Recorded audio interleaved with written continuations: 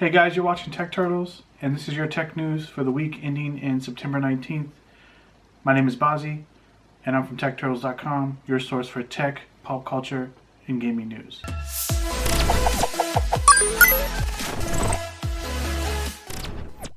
Let's get right into it, as a bunch of news happened this week, and it's actually pretty important for everybody to know. PlayStation 5 announced its release date for November 12th, and the pricing for the PlayStation 5 digital and physical media editions. The digital edition will be $399, the physical edition will be $499. Again, both launching November 12th. Pre-orders were supposed to go live the day after the PlayStation Showcase, as Sony tweeted out.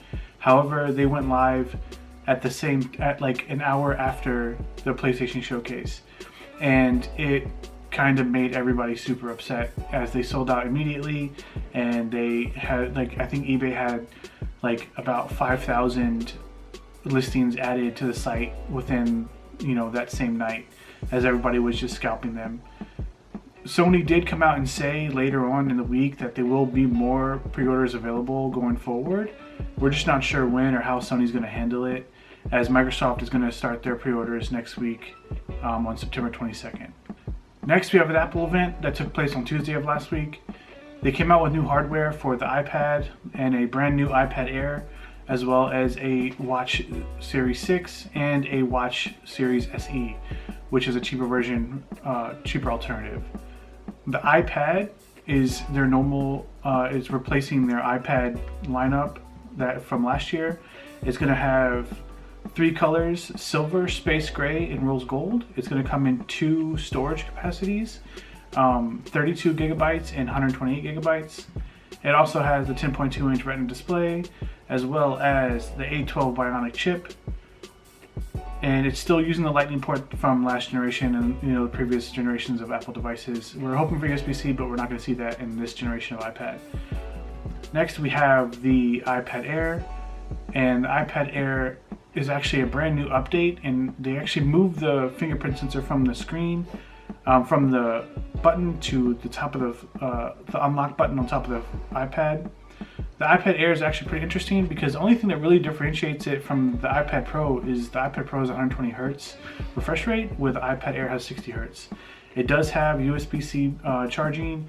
It has the charging port USB-C. It has the A12 Bionic chip.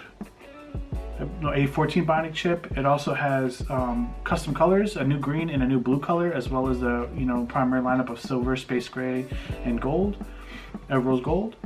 It also has a newer design 10.9-inch liquid retina display, which is very similar to the iPad Pro display, and it's almost identical if you see them in person. However, the only difference is it doesn't have Face ID like the iPad Pro or the 120 Hz display. Next, for the watches, the Apple Watch Series 6 has 2 new colors added to the lineup for the Series 6, a product red version and a aluminum blue for the aluminum cases. And it's actually, the blue is highly sought after and sold out immediately. It's back ordered until I think November or December now, and it's highly sought after. They come in, again, 40 millimeters and 44 millimeters. And it's very similar to the Series 5. It's just 20% faster with a new processor. And it starts at $399, which is very similar to the last gen's pricing. And that's out now, as well as the iPad is also out now as well. The iPad Air will launch in October. Next, the SE is a cheaper version of the Apple Watch. It comes in silver, space gray, and gold. And it starts at $279, which is actually it's a pretty good price considering the Series 3 now dropped to I think $179, I believe. And however, this is like a newer version. It just doesn't have the blood oxygen sensor, which they added to the Series 6, or the heart rate sensor, but it has like a lot of the other features, which is actually really nice of Apple to do. There's also new watch bands for the watches. They have a solo loop is what they're calling it.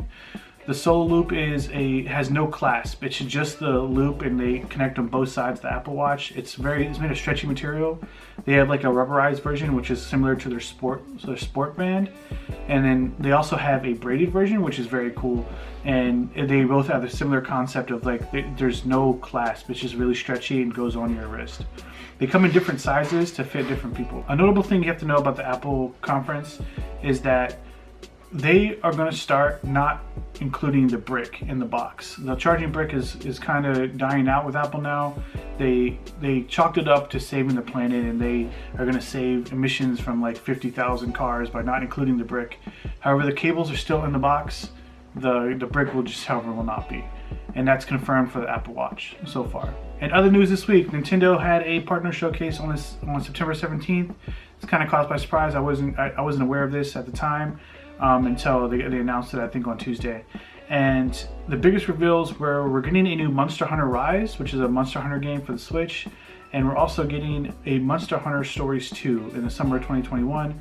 Monster Hunter Rise will be out March 26, 2021. They also announced Ori and the Will-O-Wisps launched directly after the conference. And they also announced Disgaea 6, Sniper Elite 4, and Rune Factory 5. So look for those games coming out, I think, after the Christmas time, after holiday season. During the PlayStation Showcase, Sony also had a bunch of games there to kind of show off the PlayStation and what's actually going to launch and is coming from the PlayStation series. They showed off a bunch of Miles Morales gameplay, which was extremely nice, and they have a new villain for this game. It's going to be the Tinkerer, which is kind of interesting. And then they showed off the Cold War trailer, which was a gameplay walkthrough of a single player map, I believe. Additionally, they showed off Final Fantasy 16 with the trailer, and that was actually looks really well made. And you know, all Final Fantasy games are pretty well made and look stunning on Sony's hardware.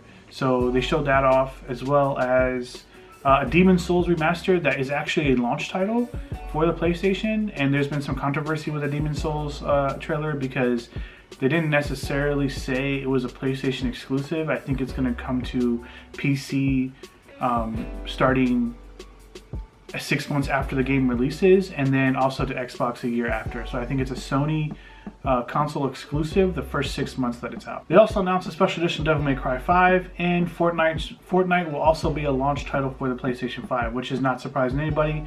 Fortnite is a huge contributor to console gaming, and tons of kids play it, so I'm not surprised there. Resident Evil is going to launch in 2021, as well as Deathloop, which is going to launch Q2 2021, which, if you're excited for those games, I mean, Resident Evil looks amazing, Deathloop looks fun, so look for those out next year.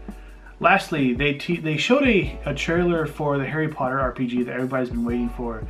We've been waiting for Warner Brothers to show something of this, and finally we have confirmation that it exists, and it's actually coming out in 2021.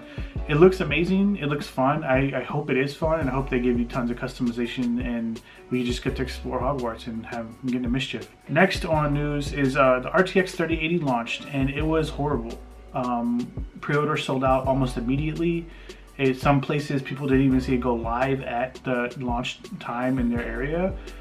They immediately got scalped on eBay, and everybody was just having a horrible time. NVIDIA said they're trying their best to stop scalpers, but I mean, in today's age, what are you going to do? It's just part of the game now. And they really botched this launch. Everybody was super excited for 3080. I don't know how they're going to handle the 3070, because it seems to me the 3080 is amazing, 3090 is even more so, but the 3070 is just in everybody's price range for more people. It's more affordable, and it's better. It's a giant step forward. It's about a little bit better than 2080 Ti, so it's highly sought after, and everybody's going to want the 3070. So I don't know how they're going to handle that, honestly. It's going to be something we have to wait and see. Also, the Oculus Quest 2 went up for pre-order. This is the successor to the Oculus Quest 1. It's Facebook's and Oculus's standalone VR headset that they use, and it's getting a bump in specs, as well as being $100 cheaper. It's actually going to come with 6 gigs of RAM and a Qualcomm Snapdragon XR2 processor, and will have up to 90 Hz refresh rates in each eye for the display, which is actually a big step forward. This is actually, I think, how VR gaming is going to start transitioning because it gets more people involved. You don't have to have an expensive PC, you don't have to have an expensive phone, you can just do it right from the headset itself, which is actually pretty cool. Don't forget the Xbox Series S and Xbox Series X will go up for pre-order on September 22nd. It's important that you know this because it's going live at 8 a.m. Pacific and 11 a.m. Eastern. If you want to snag one, you should try your best to get to those pre-orders. I think GameStop might be opening early. I know I'm on the East Coast here. They're opening at 11 a.m. to get pre-orders going.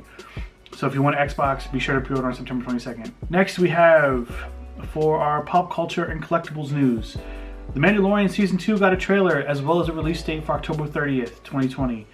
If you haven't watched the first season, go watch it now. It's awesome. I mean, that's the only way to describe it. And Season 2 has been highly anticipated, so it's going to be it's going to be watched by everybody when it comes out. Funko announced their New York Comic Con Pops as well this week. They had a whole thing going every single day for the week. They announced different Pops. They have a bunch coming out, so maybe be on the lookout for those. They should drop October 8th or October 9th. I will list a picture right here to show you guys what's coming out, and also you can check out techturtles.com. Interesting news in the collectibles market. The new Digimon TCG that has been super popular in Japan is coming to America in January 2021. There's going to be an initial release in November. However, in November it's going to be like a precursor to the actual launch in January. So they're going to have a couple boxes of everything. It's going to come with a booster box in January, which is comprised of the 3 sets they've already released in Japan. This is a iteration of the card game that Digimon had prior, back in like the early 2000s. However, now they redid it. It has new mechanics, and it's a lot more fun and playable now.